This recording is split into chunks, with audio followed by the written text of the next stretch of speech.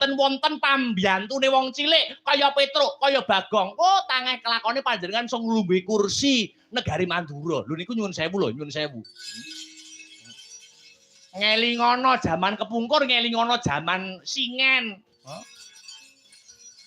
Prabu Baladewa iso lungguh dampar dadi ratu disembah-sembah karo wong akeh.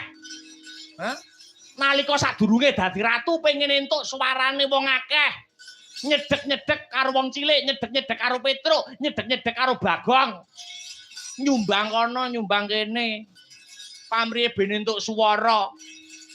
Bareng sampeyan wis dadi ratu tenan, ngrasake lungguh kepenak, mangan kepenak, banjur lali karo wong cilik kaya Petruk kaya Bagong niki. Niku patrape pimpinan kados pundi ngoten niku. Lho, iki dudu perkara derajat pangkat. Iki dudu perkara kelungguhan Petruk.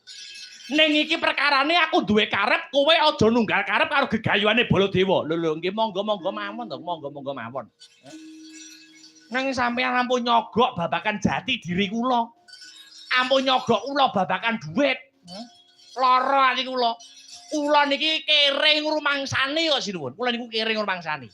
Kere-kere awak kula dhewe, kere-kere Petruk dhewe.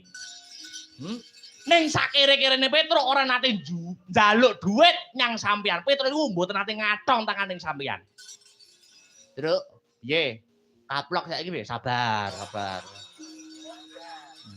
Iki jek ning negara, iki jek ning keraton kudu kebak ing tata krama, kudu kebak Subasita. Nek ning jaba ora apa-apa, nek aja kaplok-kaplokan. Wah, jan kemropok kupingku.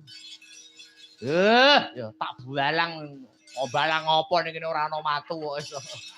Balang-balang masaku. Saeneke sak temune terus mangsaku sabar isik. Innallaha ma'asabirin aja. Ngerti apa ora tembunge innallaha ma'asabirin. Wong sabar ditek-ditek kancane. Wong sabar iki kekasih Gusti Allah Subhanahu wa taala. Sabar. Nanging sumurupa Petruk pripun kados pundi malih? Sakane Prabu Baladewa iki ya bakal nggih kula nggih ngertos ora usah banter-banter. Sedaya keputusan meniku wonten astanipun sinuwun ing Dwarawati Prabu Sri Bathara Kresna, ngaten. Dados panjenengan niku mboten usah ngusir Petruk.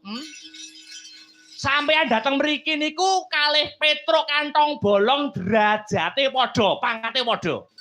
Sampeyan dadi ratu ing negara Mandura. Sampeyan dadi ratu ing negarane sampeyan. Nek sampeyan dateng mriki niku pangkate padha karo Petruk, padha-padha tamune, padha-padha dayoe, padha-padha ngombe wedang sak gelase. Endi wedange urung metu kok, Tru? Sabar. Dan lambeku nganti kelemut-kelemut, Tru.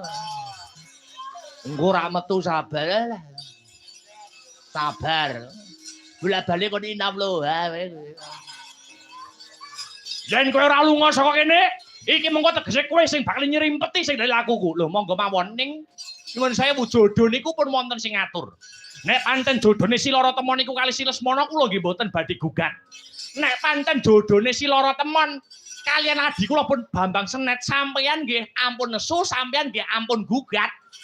Sedaya niku sampun wonten sing nata. Siji pesti, loro jodoh, telu wahyu, papat derajat pangkat, lima donya menika kapurba kalian Gusti ingkang murbeng dumadi. Tartamtu wae iki mengko Yai Kresna bakal luwih ngeboti aku timbang ngeboti kowe. Dasare apa? Baladewa iki maksih sedulure.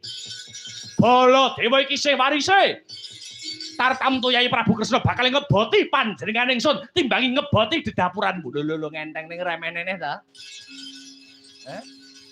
Rumangsane sing waris ki kok kono tok apa piye? Kula iki nggih warise Ratu Dwarawati. Kula niku nggih tesih masih warise Nalendragong ing negara Dwarawati.